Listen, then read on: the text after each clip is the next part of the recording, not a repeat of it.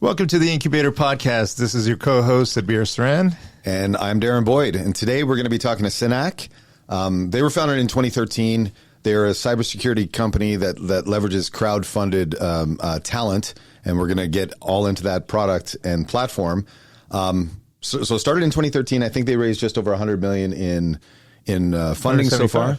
107? Yeah, something like that. Yeah. It started with Jay Kaplan and Mark Kerr, who have deep roots in NSA, DISA, et cetera. They're academics, computer scientists. They've done a lot of really, really interesting things. And they came together to create Synack. With us is Tim Lawrence, solution architect at Synack. Tim is, he didn't describe himself this way, but Tim is a pragmatic strategist. He's been in leadership and in cybersecurity his entire career. We're really excited to have you, Tim, on the show and to help talk about Synack.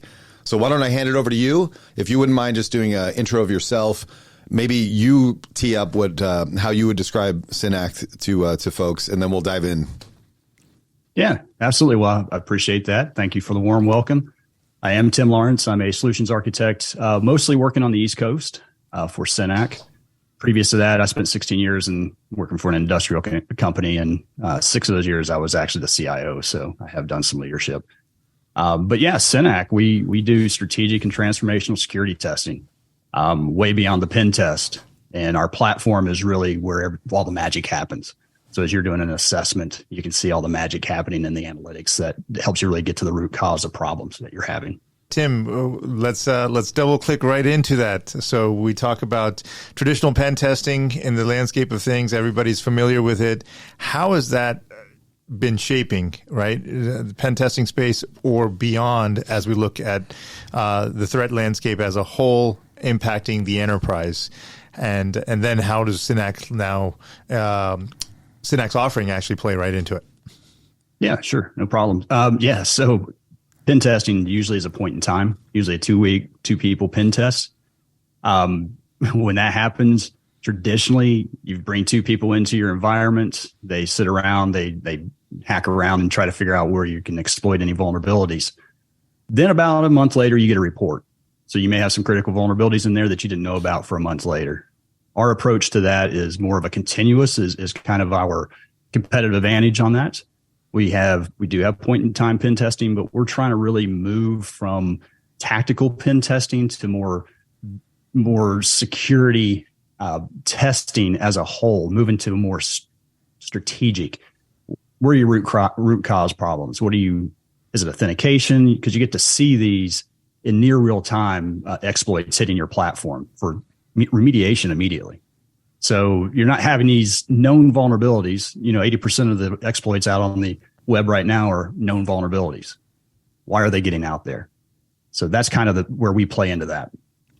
Yeah. So what was the we're going to get into where your big differentiators are, and I think it's pretty remarkable what those are. What was the inspiration when Jay and Mark come together and they're thinking about forming this company? It was the issue that just what you said, it's a point in time, traditional pen testing, and we really want to start in a continuous space. Or did they look at it and say, you know what the problem is? These tools don't have enough context. It's a people problem at the end of the day. We want to apply something different. How did some of that shape out or shape up, if you will? Yeah, from my understanding and what I've seen from Mark and Jay is definitely that experience from the NSA, that Shark Tank moment where they're like, we could create something that we could bring more talent and pay people to find exploitable vulnerabilities. And that's really how it started. So you can't really take the people out of it. Hackers, at the end of the day, they're artists. So there's an art to this. And 2 people that are researchers looking at the same problem may have 2 different ways to exploit that. And bringing in a group, we have over 1,500 researchers in over 80 countries. We'll put them on target in cohorts, usually 60, 100 at a time. That allows different, and actually we know what the skills of our researchers are because they've all been tested through the vetting process. So being able to put people that know exploits and know what the target is, so we know ahead of time this is a Windows environment or whatever, a web Windows environment, then we'll take people that have more experience in that and put them on platform or put them on your assessments. So that's kind of where they were coming from when they built that out. It was really that crowd or that community. We really like to call it a community because they start to help each other as well. That community sourced aspect of pen testing and it's really security in general.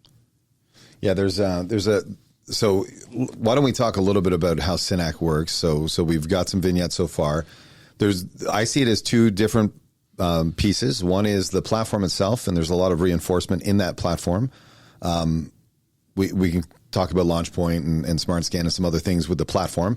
And then you have this community that you're referencing, and they're doing really interesting things. And everything from how you find these people, how you vet these people, how you reward these people is an interesting dynamic. Can you start walking us through those two pieces of the puzzle and how they work together? And then we'll probably break in and go a little bit deeper on each. But it is a fascinating model. Yeah, where do you want me to start off at? Because there's a lot there to take in. So you tell me where we want to start, and we'll start from there. So why don't we start on the platform? Because that gets really interesting from LaunchPoint, Smart Scan, and then it naturally feeds into the SRT team. So why don't we start there, and then we'll bring it up back to the people. Yeah, sure. So I'll basically talk to you like basically the day in the life of being a Synack client for the first time. Perfect. So our platform is role-based. So it's role-based at the assessment level. So when you log in, an assessment is actually a test. So an assessment would have assets in it. If it's a web assessment, then it's a web application.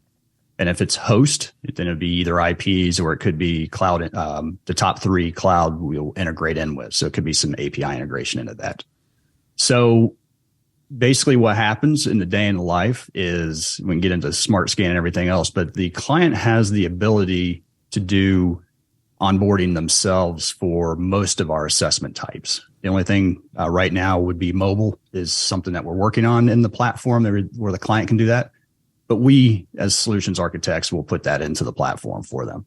But a web host assessment, client can go in, walks them right through step by step. If it's credentialed, they can put their credentials in there as well. Any role-based in that because we want to be able to test those roles. And then they submit it to us. And when we take that and we look at it, me as a solutions architect will look at that and go, do you have the right to actually pen test this? Do you own the domains or do you own the IPs or do we have the right as Synack to actually test this?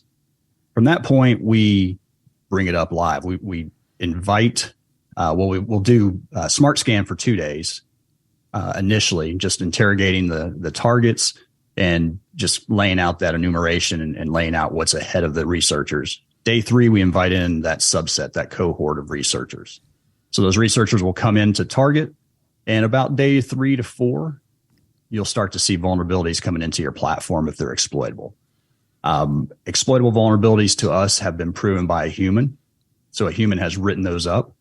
They get submitted. Our vulnerability operations team, there's 2 people that goes through 2 people in our vulnerability operations team just to verify, is it written to our standard? Is it clear? I mean, we have researchers across the world. So our clients is this clear to our client? Is it repeatable? Make sure that it's not a duplicate. And once our team pushes basically a red button, it publishes to our client's portal and the client can start remediation immediately and our researcher gets paid for that exploit. So that's kind of that whole process in the day in the life in the very beginning. So you can start bringing that researcher back in. Let's say you fix the issue. That you can go in, you can log in, you can see the report or the vulnerability written up and you go, you know what, I fixed this. Click it to submit it to have that researcher come back in to make sure that you've actually fixed it. So it's a very cyclical process, reduce that risk in your environment as quickly as possible. Mm-hmm. So Tim, in that kind of process of cyclical, how are clients then utilizing it from a continuous perspective, right? So as we talked about, pen tests were traditionally point in time, 3 days, you get a report 30 days later type of thing. And in this case, what you've described, comprehensive, both from a scanning, platform scanning perspective, as well as a red team or researcher going in there, exploiting the vulnerabilities, identifying it, and retesting. So where do clients typically leave off with this now, right? From a kind of standard mode to be making this more of a continuous practice, and how does Synack support that? Yeah, absolutely. So great question. Synack supports that from our continuous model. You've got an application that's your intellectual property, perfect opportunity for continuous pen testing. Something that is revenue generating, or if it was down, it would affect your brand, then continuously pen test this.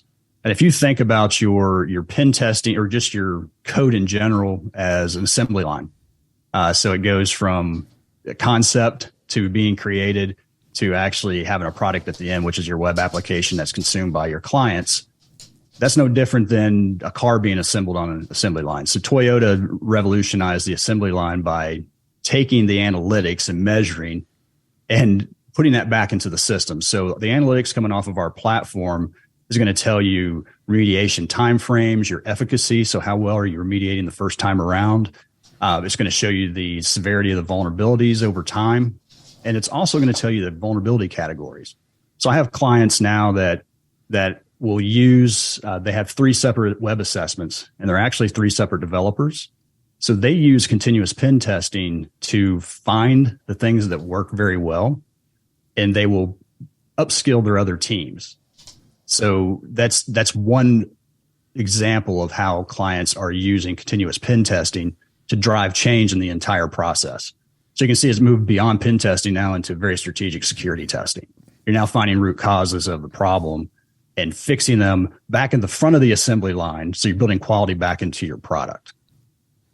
Yeah, one of the questions I would have around that, when you're doing continuous scanning, are you looking for, do you rescan on certain triggers like, hey, we noticed that you did a code change, right? Because we're tied into Jira or any of your other integrations, and therefore that's going to kick off the platform to do smart scan? Or is it just continuously looking at exploits? What kind of triggers some of those activities to get to that enumerated list where a human's going to look at it and say, well, let me take a look and make sure this is legit? Yeah, that's a great question, and what differentiates an exploitable vulnerability from a suspected vulnerability, because most people will use scanners in their vulnerability management program. It's just a lot of noise. We're all about laser focusing remediation efforts, the exploits that actually matter, the exploitable vulnerabilities. So the only way that you know that it's exploitable is you got to exploit it. If not, it's just a suspected vulnerability. So when you look at our platform, you'll have exploitable vulnerabilities and suspected vulnerabilities. Suspected were picked up by SmartScan, goes through our process, our orchestration, and basically it funnels it down. We're trying to get down to the things that matter for you as an organization to fix. And when it falls out at the bottom and says, I need a researcher to go look at this to see if it's exploitable, you can see that process get triaged and moved in the platform. And you'll see a scanner say it's, whatever. And a researcher will come back and go, I was able to exploit it this way. And it becomes even more advanced than your scanner will ever find. Yeah. And that's how we differentiate that. So anything that says exploitable vulnerability in our platform has been proven by 3 humans, basically, that it's been exploited, and then it's been proven by 2 other people in our organization. So, Tim, in a world that's increasingly focused on context, and context is king here, we've added context within the Synack platform with researchers to a known vulnerability. How does this all fit into the traditional understandings? We talked about the pen testing aspect, but overall vulnerability management, right? You had your traditional tools out there that do vulnerability management, but maybe have aspects of scanning as well. Not to pick on any one of them. You have Rapid7, you have Qualys, you have some emerging ones, Vulkan and Obsidian and things of that nature. So how does this complement maybe the management side of things, or is it in a situation where Synack is just jumping ahead, front end, providing that context so that way you can better run a vulnerability management program? So the way Synack's going to play into this is, Synack does 2 things. We do open vulnerability discovery and we do guided discovery. Guided discovery is just, think of it as a mission. So that's what we call missions. It's very guided. traditional vulnerability management, I've worked enough of these in my past, and that's just how it used to be. But it needs to morph into something strategic now. Before it was, I like to call it whack-a-mole security. It's like we fix something, you think it's fixed, your scanner picks it up the next week, and it's not fixed. What we're doing is we're verifying first off. So if our scanner does pick it up and it farms it out to a researcher and becomes an exploitable vulnerability, a researcher gets paid on that. You as an organization know it was actually truly exploitable. So it was laser focused in your remediation efforts. You've fixed it. And now you bring our researcher back in that found that vulnerability and says, yes, you fixed it, or no, you didn't. And that actually affects your KPI for efficacy on how well you did it first time around. And a lot of people don't look at efficacy in a vulnerability management program. They go, I found these severities, because they're so driven. Most vulnerability management's driven by compliance, and it's all about getting a check in the box. And it's just like, I do this because I have to do it. Well, that's got to change. You've got to be able to do this because you're building a better product. And at the end of the day, we're coming in and verifying we found this exploitable vulnerability. Now you're verifying that it's fixed. So you get to sleep at night on that one's fixed. So that's really how our process works in that aspect of things, and where we play into a vulnerability management, and we can help you take your vulnerability management program to another level, because now you're finding those root causes of what could be causing these authentication problems or whatever your top categories are. So another KPI that kicks out and gives you root cause analysis that you can push back into your process. Yeah, one of the things I find so elegant in your approach to this is that platform for the reinforcement, the capture, the replay, and where it can be a learning vehicle for the customer, but also love to focus on SRT. So Synack's team of the Red Team. So if you could, can you walk us through, you've chosen a very interesting economic model, which is we're going to incentivize you for finding the vulnerabilities and exploiting them, which is incredible, because it means I can bring, as an adversarial opponent, I can bring my own TTPs to bear. I'm incentivized to find this and exploit it. And so that's very different than coming in with a time and materials engagement and setting up shop and doing this one-time event.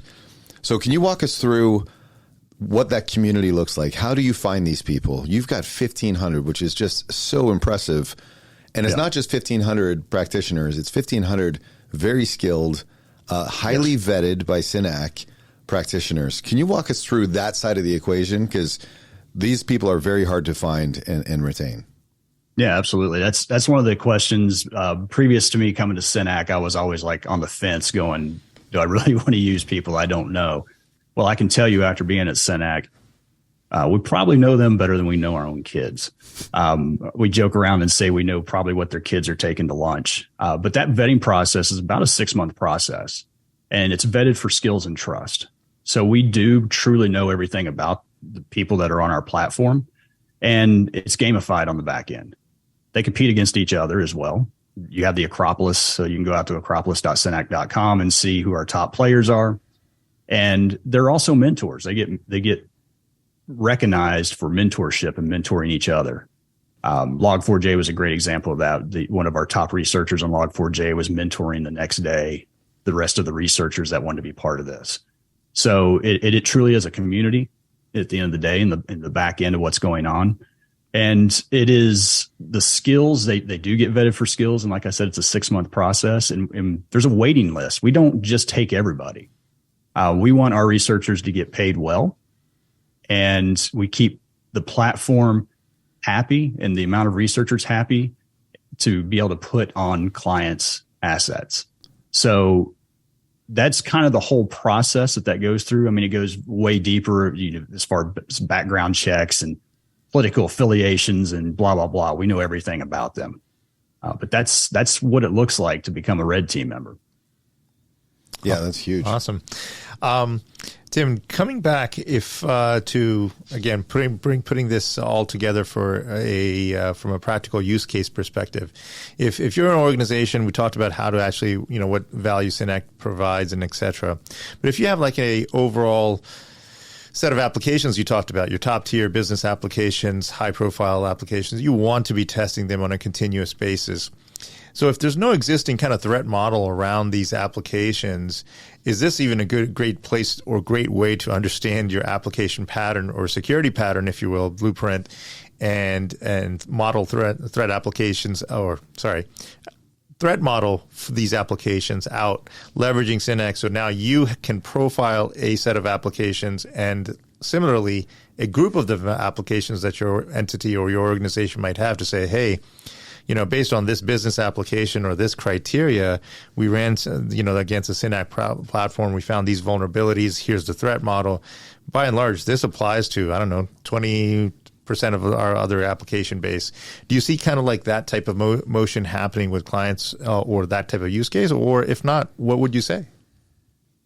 Yeah, that's a good question. That's one of those questions you want everybody to get to. Uh-huh. It's just how mature is your overall process, your security and your vulnerability management process. We get clients that are super mature, and we are very ingrained in their entire process, and even our integration into their platforms as far as Jira, ServiceNow, have clients that actually have developed against our own API to push into a GRC platform for them. But it's a maturity level. It's, do you know what is your bread and butter applications? What is the cycle? How are they? Obviously, those should probably be on a pretty massive cycle for development and release. And then you get into your ancillary applications, maybe they're marketing sites. Well, if it's your bread and butter and it moves a lot in a development cycle, then you definitely want to be continuously pen testing that. But when I talk to my clients, if there's just marketing sites and I'm like, hey, when was the last time you did any development on this? Well, we didn't. Okay, well, let's get a 2-week pen test on this. It'll give you an idea where you're going. I have a client right now they're maturing in their process, and I run an asset level discovery, and it basically runs a mass and then gives me a bunch of information that I can have a conversation with a client. And I'm like, here's interesting terms. I pull out interesting terms that I see, APIs, logins, these type of things. And I start to have those type of conversations with clients going, what is this? A lot of clients don't even know.